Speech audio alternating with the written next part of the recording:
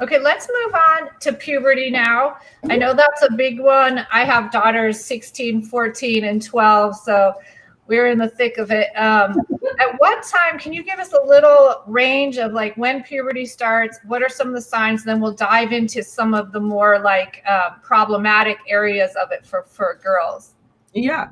So anywhere in that adolescence, so typically about the age 12 where we start to see those bodily changes, the breast formation, the potential start of the period, that's the really big age. And then as we get into the more of those high school years where we start to see the body fat percentage change, where, like I said, the breast formation is beginning to start, but then they're changing diets from going from to high school athletics, those types of things. But really that 12 to about 16 age range is where we really need to start being cognizant of these things should be happening and kind of making sure that they're happening on the right trajectory. And then as far as just puberty itself for an athlete, I know for me, and I talk with my friends, when your kid is going, it can be as much as a growth spurt, or it can be, I don't know, it's like all of a sudden they can't run anymore, or they're slow, and this can be a real issue because kids can get down about it. Parents can be questioning why, the coach can be, how are we supposed to handle that as parents when we start to see some of these changes? Mm-hmm. I would definitely recommend speaking with your athlete and making sure that, because the big thing, if the parents are feeling that way, I'm sure the child is feeling just as lost as they are. Making sure that the athlete is practicing in a safe manner. By that I mean that they're not overtraining during that time, because that's where we start to see a lot of the overuse injuries, the stress fractures, the ACL and the MCL tears from overtraining, and not, the body isn't compensating well for that quick change, the growth spurt, like you mentioned. Really making sure that the athlete themselves is aware of what the changes are that are coming, and some strength training, making sure that just overall body awareness would be a really good injury prevention. And so what is happening there? Let's stop for one quick question here. Let's get back to Cranky MJ. Are girls who start puberty very early, 10, more at risk for injury, especially ACL, MCL? So I would say that those athletes are at a little higher risk for those ACL injuries. The only reason I say that is because when we start to get the hormonal changes, your body adapts to that, and so our ligaments actually do change a little bit in the the physiologic of it. I tore my ACL, like I said, at 12. And I feel like I was definitely a sufferer of the female athlete triad and the low energy availability. I wouldn't say that it's the only reason that they're like, you start your period at 10 and you're destined to tear your ACL. But I think just those overall bodily changes, like we were just talking about, where they start a period, they're probably going to have a little bit of a weight gain from that. And then they're just unaware of how their body mechanics are working. So making sure that we stress that they're still taking care of their body. They're still doing just as much of the body awareness exercises as they are the sports specific, going through reps of different things. And you're talking about like prevention exercises, like warm-ups and stuff like that. Exactly. But now, for their question, Cranky MJ, if that period of time, though, does it matter if it happens at 10 or does it matter if it happens at 12? So they're wondering, is it going to be more at risk if it's earlier, or is it the same risk? It's just different time of when they're. I would think they're at the same risk. Yeah. I wouldn't say that the younger that the menstrual cycle starts, that they're at any more risk. That it means anything greater than, they just got an early period. Right. Yeah. All right. Nate says, I've coached girls basketball for 23 years at various levels. I think part of the problem discussing the triad is when male coaches feel uncomfortable talking about puberty, periods, and all things related. It's easier for male coaches to ignore and hope someone else catches the problems with the triad. Is that something you've seen a lot? I would definitely agree with that especially with the younger athletes, a male coach might feel very uncomfortable. And I really encourage that individual and those male coaches that are working with that to have some sort of outlet. So whether it be an athletic trainer, that can talk to them, or a female parent that they feels comfortable at least having the conversation, but making sure that the athletes are aware that this is a thing and that they need to be cognizant of it. Yeah, I mean, it's really about education. And absolutely. And where are parents getting this information? Not everybody, I wish everybody in the world was watching this, but they're not. Like, how, if you're not seeking it out yourself as a parent, is that something an athletic trainer or their pediatrician, where would the information be coming to us from? Definitely an athletic trainer can be your first line of defense with that. I know depending on where you're at in the country and what level of, most middle schools, we're the same way. We wish every middle school in the country, every high school in the country, every college in the country had an athletic trainer. We're getting there. We're not there yet. But definitely if you don't have access to an athletic trainer, the pediatrician would be a great source. The other source I will say is, we do know now that the female athlete triad, those same mechanisms affect males, and that research is coming up. So there is a website, the Female and Male Athlete Triad, put on through the Triad Coalition, is an amazing resources for anybody that's looking for more research-based recommendations for this phenomenon. So, it's funny. It's like their bodies are changing. Everything is happening at once. It's almost designed to put, an end to their sports careers. It's either injuries or mentally they're going through so much and they want to be with their friends, boyfriends, all these changes mentally and physically, sort of pushing them, actually making it harder and harder to stick with sports. Now you're having to have a period while you're playing. It's embarrassing. Your stomach hurts, your head hurts.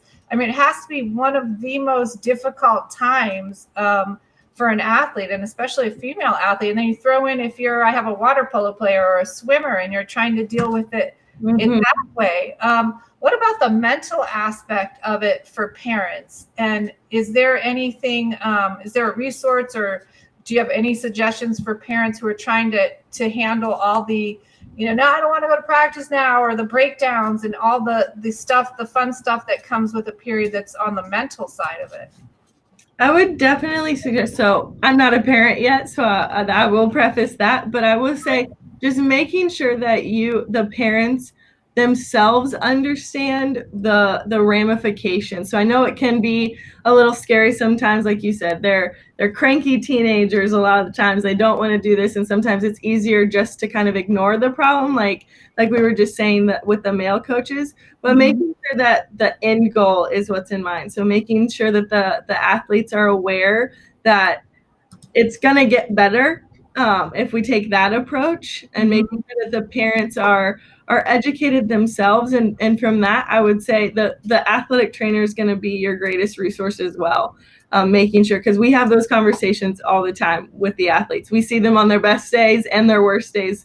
And more often it's their worst days where they're in the athletic training room and they don't want to do therapy and they don't want to do rehab. So it's a little bit different than what you were just describing, but just making sure that you can have that, one-on-one conversation and understand where the athlete is coming from as well.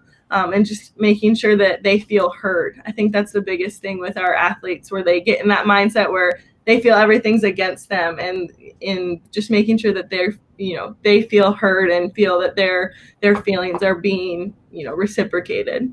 Yeah, heard and understood. And, just for the parents out there listening, it's really quite something what they're going through. So when they're in this puberty phase, so not only do you have the physical things, we're talking about the widening of the hips that can lead to tears, there's the decline in body control and balance, like the brain needs to adjust to new size, decreased speed and mobility due to increase in body fat, the headaches, the fatigue, the pain. Even I read it, like the aerobic capacity goes down. And so I would just implore for parents and coaches that might be listening to this to understand that that's happening. And it can be years of this, right? So until they're really kind of out of this stage, it's normally 13 to 12 to 15 or something, or that's a little bit later than that. I would say roughly about 17 to 18, depending on when they start. So, I mean, that's pretty much until they go to college. Correct, yeah. And it's interesting, because I know as parents, we can sometimes watch with, yeah, magnifying glasses looking at the field. Oh, she's just whatever. But it's really, I have found, and I've made many mistakes in this area with my oldest and trying to be better about it.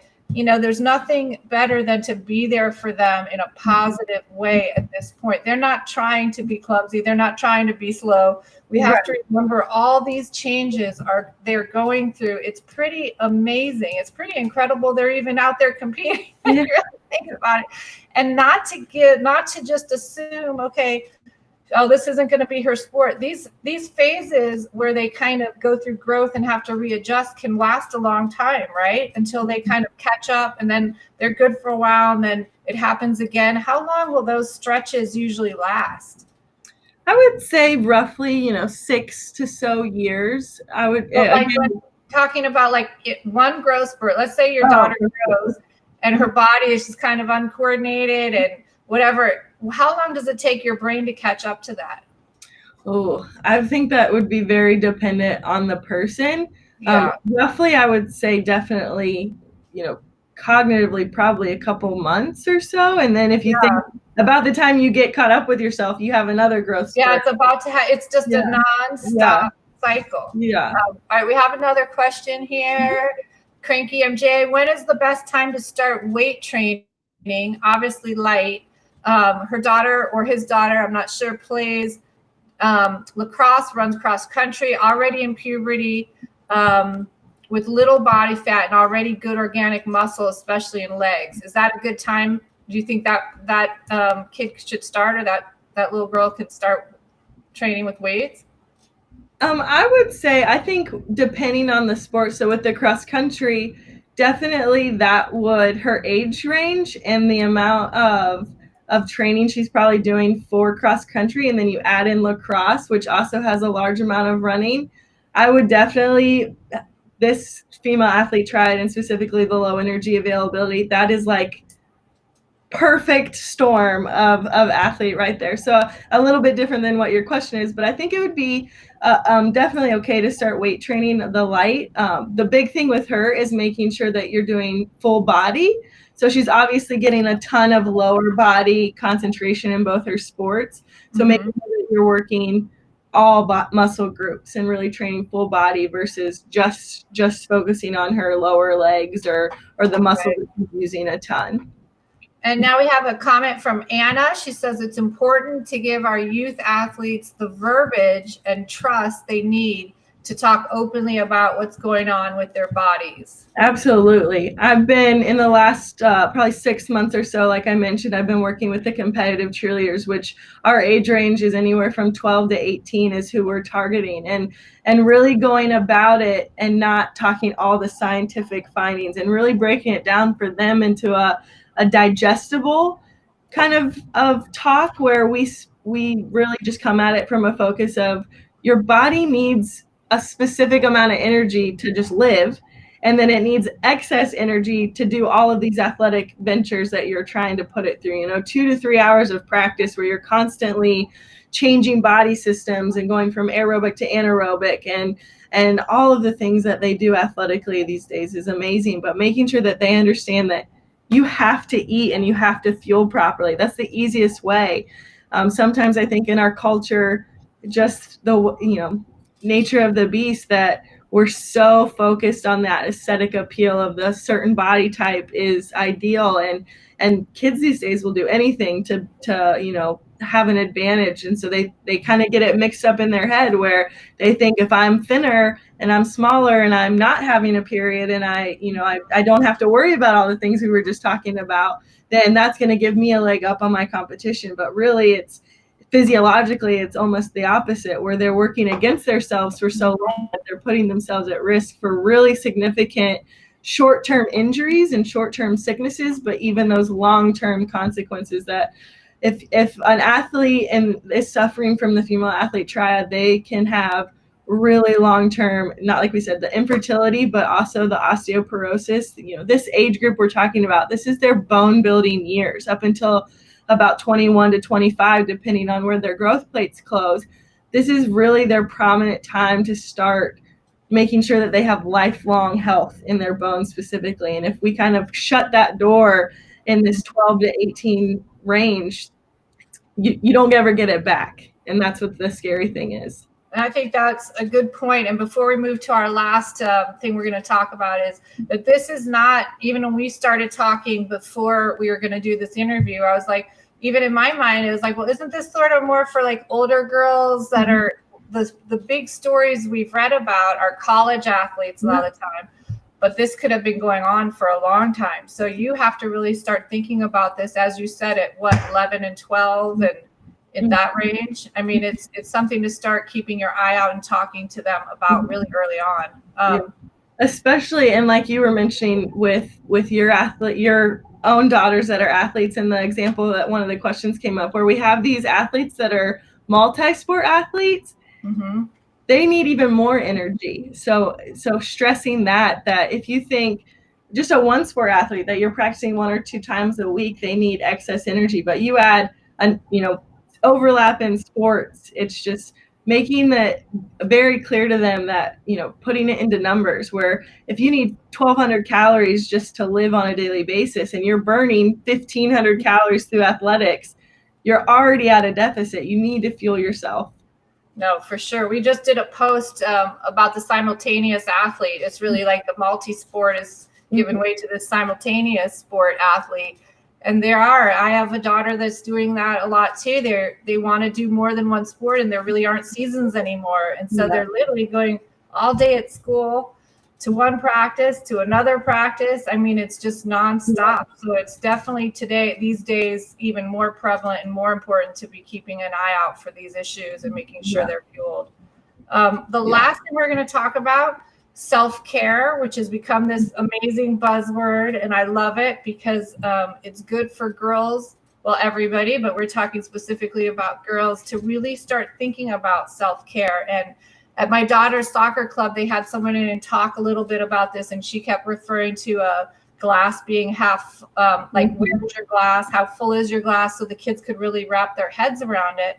And I mean, even the NCAA had a statistic, suicide was the 3rd leading cause of death among student athletes. I mean, these girls, these athletes, male and female, are stressed out. They're working so hard in school, so hard in multiple sports a lot of the time, that if they don't really check in with themselves and how they're feeling and pay attention to what's going on with them and refill that glass when they can in different ways. And the example this woman who came and spoke to is, some people refill it by having a bath, some refill it by watching a show, some it's being with friends, whatever, finding what makes your glass fill up and making sure that you are paying close attention to how you're feeling, which will help stave off a lot of the stuff that we're talking about today. What are some of your thoughts on self-care? It's definitely needs to be a priority. And like we were just talking about, those multi-sport or the simultaneous athlete, there's only 24 hours in a day. And so especially the parents of those athletes, where our culture that's so much now is we're trying to get these athletes into college to play sports. So they have to do all these things that in this age range of the adolescence. And so making sure that the parents are still keeping, in the back of your mind, they're still kids, and they still need to be able to have a kids outlet. And like you said, whether that's, an hour long of just some free time, or being able just to have a day off to go to the mall or something like that. I know in my PhD program, I've learned very quickly that, I'm older, but I still need to have a mental rest day and refill my glass. And you're almost better after that. When you give your mind and your body a reset, you are so much better the day that you go back to practice or back to school or back to work, and just making sure that everybody has that time to really reset and kind of recenter themselves. And the big thing with the self-care with the athletes is that their bodies have to have that as well. So, the rest for our bodies is that's easier for people to digest, and that's more tangible, but our mental side is just as important. It really is. And if parents, if you're looking at the long play here, if you don't give them some time to restore and re-energize, they're just not going to make it. I don't know how many people I talk to that say, oh my gosh, we had all these kids that could have played in college and didn't want to, or that quit their first year, or whatever. They're just burnt out. And a part of that is this filling up your cup and taking care of yourself. And I know that for, even in that simultaneous athlete post we just put up, I got comments that, well, that's great to do all these things. And that was a lot about, sleep and doing, rolling out and all these things. But when do you have time? And so realizing that is a problem. But there is one thing that is really important that, you can do anywhere, anytime. And that's simply breathing, right? Taking 5 deep breaths wherever you're at any point in any time to help ease some of the stress and some of the anxiety. I think it helps with depression, energy, metabolism, overall health. There's a lot of things that breathing can do, and it's not a solve. It's not like gonna take it all away, but I think if parents really teach their kids to often take that time, and for ourselves to breathe, it's super key. Do you have anything to add to that before we do have a few more comments that I'll read about? No, I think that's a very easy recommendation, and just that's a quick, it doesn't take a lot of time, 30 seconds to a minute of just kind of calming yourself down, a couple of deep breaths, refocusing on what you're about to do is an excellent recommendation. All right, we have Nate. He says, can you talk more about the picky eating? Now, you've done a lot of research with the picky eating, right? He says potentially picky eater could potentially be a risk for an eating disorder, question mark. Did I hear that correctly? Yes. So in the DSM-5, like I mentioned, that's the statistical diagnosis manual that we use to diagnose mental health conditions, which eating disorders fall into. And there's an avoidant restrictive disorder, which is an easy explanation of that is our picky eaters. So our people that stay away from green foods or stay away from all vegetables or don't eat red meat for a consistent amount of time. Now, please don't think that I'm saying if your kid doesn't eat chicken right now that they're going to have an eating disorder. Not at all. There are very time specific diagnosable criteria for these things. But if you think about it intuitively, if someone is not eating a certain food group, so let's stick with the example of vegetables, they just don't like green leafy vegetables as kids, that there's so many nutrients and minerals and important dietary needs that we get from those, that if we eliminate that from our diet, we don't get them. We can take as many multivitamins as you want, but the best way to get them is through natural foods and vegetables, that they're going to be at risk for this low energy availability simply because they're not intaking as much in a calorie. So these picky eaters typically tend to eat the same thing every day as well. So, the chicken every night for dinner and then, some sort of chicken for lunch. And so they're missing a lot of the potential nutrients. And so that they're at risk, and that this should just be in the back of your mind that if they start to decline in their sport, or they start to get sick, or they start to have complaints of prolonged, aches and pains, and if, God forbid, significant injuries, that their diet is the easiest way to start. Sometimes. But what do they do? What do you do with a picky eater? Like, do you also have recommendations? I mean, you can't, at a certain age, you can't force them to eat something, right? What is your suggestion for that? It's hard. It's definitely hard because, like you said, at a 12-year-old, you can't force them to eat anything. I would recommend like I mentioned, the nutritional supplements to certain things, the vitamins. You're not going to get the full maximum amount of that, but that's an easy place to start if you notice those things.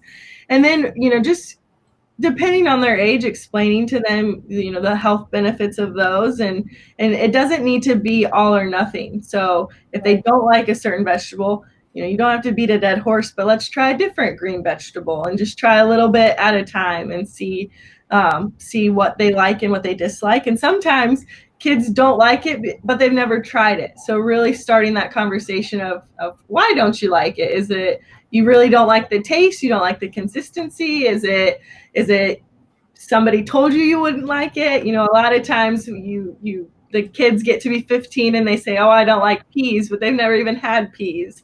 Yeah, no, it's some great advice. And I think if you put it in a fun way, and I know you're not a dietitian, so I'm sorry for putting you on the spot on that question, but I know that I've had other friends, my kids eat everything under the sun. I have the opposite problem, but when I have friends over that are picky eaters, they'll not try so many things with their parents, but with me, they will try it because their friends are there. If you make a fun game out of let's try and see what, or the other thing I was gonna ask, what do you think? And again, I know you're not a dietitian, but I'll make like a green smoothie that has all these nutrients in it, but then I'll add in sweet stuff. Like I'll put honey or a little, sometimes even a little sugar. I'm like, well, at least they're getting all the good stuff, right? Mm-hmm. So what, they get a little extra sugar, but I mean, if you can make something taste good and they still get the benefit of it, is that like a good idea too? I mean, honestly, that's, I don't think I wouldn't knock that at all. You know, the smoothies are an easy way to get a lot of things in one sitting. So that's a good tactic to try at least. And right when I was talking about that, we had At Your Own Risk asking about that, juices and smoothies.